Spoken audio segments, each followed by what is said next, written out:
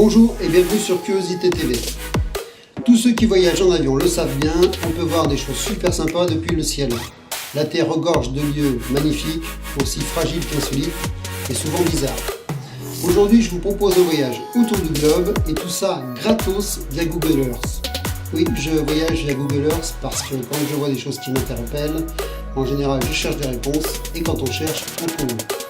Tout ça pour vous dire que si comme moi vous êtes curieux, eh bien avec un peu de patience, d'observation et de recherche sur le web, vous pourrez jouer les tours opérateurs depuis chez vous et vous verrez, vous serez émerveillé par tant de sources de curiosité à portée de main. Et à votre tour, vous pourrez partager ces lieux insolites que peu d'entre nous connaissent.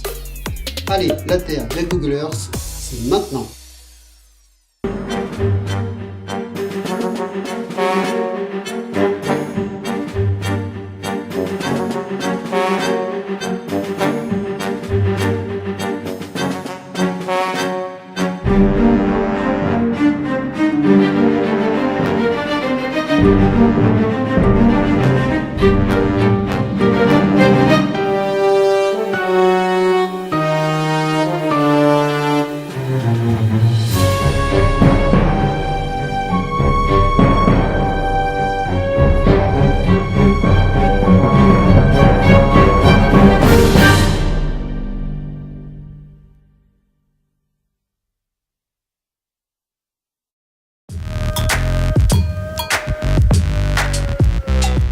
Allez, commençons la balade en faisant un tour en Espagne, dans le village de Zarza de Montanchez, où l'on peut observer, perdu en rase campagne, un chêne vert typique de la région. Le chêne Terrona, qui a été déclaré arbre monumental grâce à ses plus de 600 ans de présence dans la région. On estime sa naissance vers l'an 1412, soit la même année que la naissance de Jeanne d'Arc, et bien avant la découverte de l'Amérique en 1492 par Christophe Colomb. Oui, enfin, comme vous le savez, Christophe Colomb n'a pas été le premier à découvrir l'Amérique. Cette vérité historique est l'un des plus gros mensonges que les manuels scolaires ont servi à des générations d'écoliers. Car un viking nommé Leif Erikson l'a quand même précédé de plus de 5 siècles.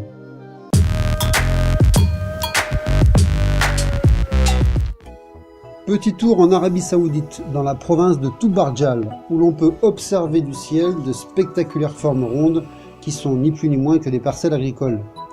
De par chez nous, bien sûr, nous les connaissons plutôt de forme rectangulaire ou carrée. Mais ici, ces motifs circulaires d'un diamètre moyen de 800 mètres sont dus à une méthode d'irrigation des cultures par aspersion, où les buses tournent autour d'un pivot central, d'où le nom d'irrigation à pivot. C'est vrai, c'est un vrai plaisir pour les yeux, ces nuances de vert qui font fleurir le désert. Mais elles ne doivent pas nous faire oublier que l'irrigation à pivot central est massivement utilisée dans de nombreux pays, essentiellement aux États-Unis, en Ukraine ou en Chine. Et comme nous le savons, à l'heure où l'eau devient une ressource rare et précieuse pour certains, il convient quand même de s'interroger sur l'usage de ces méthodes d'irrigation.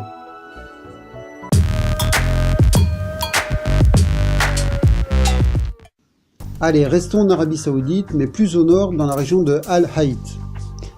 Je vous vois déjà venir, quand on est en présence de formes géométriques bizarres aux surfaces impressionnantes et généralement visibles que depuis le ciel, formes qu'on connaît déjà sous le nom de crop circle, eh bien on ne peut pas s'empêcher de penser que l'on est en présence d'outils de communication qui nous confirmeraient l'existence éventuelle d'une forme de vie extraterrestre. Eh bien non, calmez vos ardeurs, ces formes ne sont que des kites. Les kites tirent leur nom du fait qu'ils ont été aperçus pour la première fois par des aviateurs anglais qui les ont comparés à des cerfs-volants. D'où le nom kite. Kite en anglais égale cerf-volant. Alors, quelle est l'utilité des kites? Ce sont des pièges datant de plusieurs millénaires, dont le système était simple. Il suffisait d'empiler des pierres pour constituer des murs débouchant sur des enclos où on pouvait attraper ou élever des animaux. Les scientifiques étudiant les kites en ont dénombré pas moins de 5200 répartis dans les régions du Caucase, d'Asie centrale, du Proche et Moyen-Orient.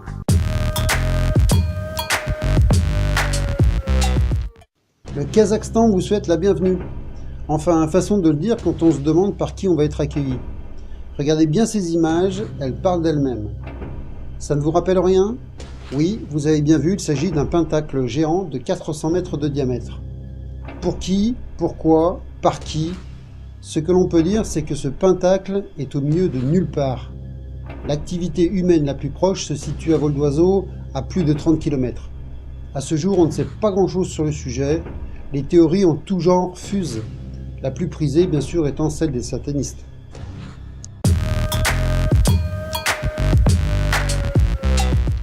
Ah, la Polynésie, ses atolls, ses plages de sable fin, ses vainés et ses essais nucléaires.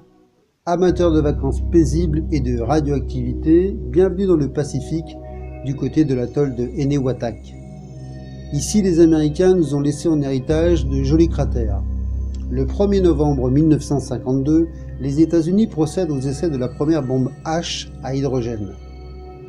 Vous voyez ces deux cratères? Eh bien, celui de gauche s'appelle Davy Mike, du nom de la fameuse bombe de l'oncle Sam. C'est ni plus ni moins qu'une piscine de 1,3 km de diamètre. Et un peu plus au sud, on peut observer deux cercles. Si le premier semble naturel, je vous laisse observer le deuxième.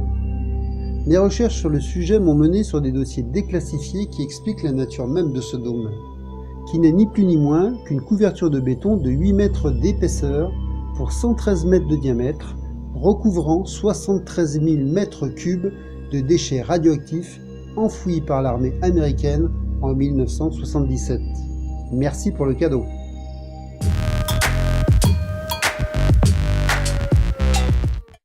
Que connaissons-nous de la Norvège à part ses fjords et ses saumons?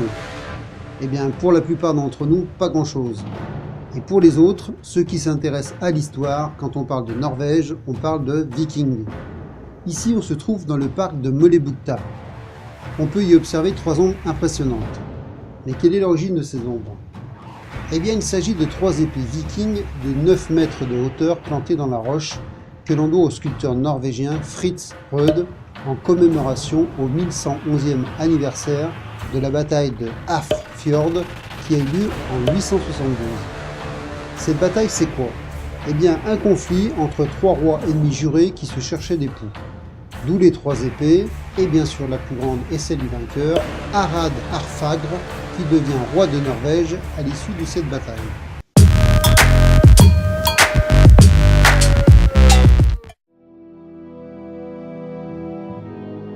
Un avion en plein désert. Eh bien, il s'agit d'un mémorial dressé en hommage à un attentat commis par l'armée libyenne en 1989, qui était en conflit avec le Tchad. Et cet endroit est le lieu exact du crash. Le vol UTA 772 a fait 170 morts de 18 nationalités différentes. Ce mémorial est constitué de pierres et de débris de l'avion. Une aile de l'avion a même été gravée avec le nom des victimes.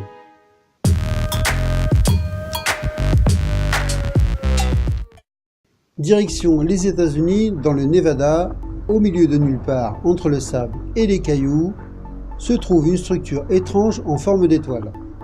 Mais qu'est-ce que c'est? Aucune idée. Si vous avez la réponse, je suis preneur.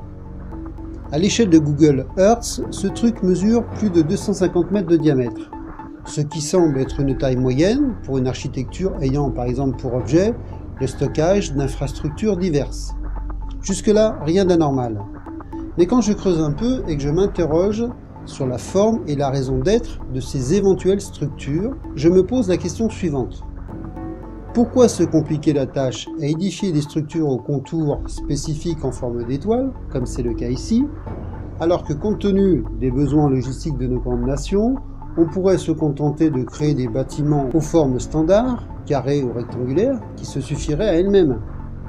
Seul l'intérêt que l'on porte au fait qu'elles puissent être visibles uniquement du ciel ou de l'espace, et qu'elles puissent transmettre ou montrer quelque chose, justifierait leur forme d'étoile. Curieux, n'est-ce pas? Et quand on remonte un peu plus au nord de cette étoile, surprise, encore des formes étranges qui ressemblent à des routes tracées dans le sable qui pourraient laisser penser à des pistes d'avion. Alors que font les Américains ici? Dernière chose, hasard, coïncidence ou fabulation, à une centaine de kilomètres à l'est de cette forme d'étoile se situe la fameuse zone 51. Je vous laisse y réfléchir.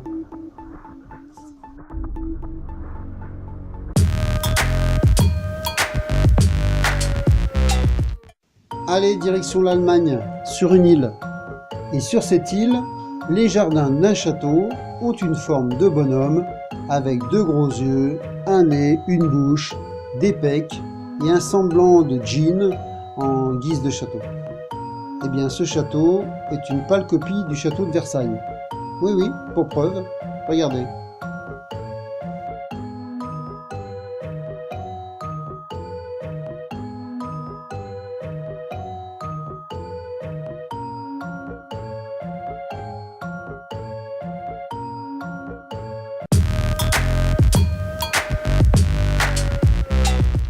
Allez, on finit la balade au beau milieu de l'océan Atlantique Nord à la recherche de la mystérieuse île de l'Atlantide retrouvée par Google Earth.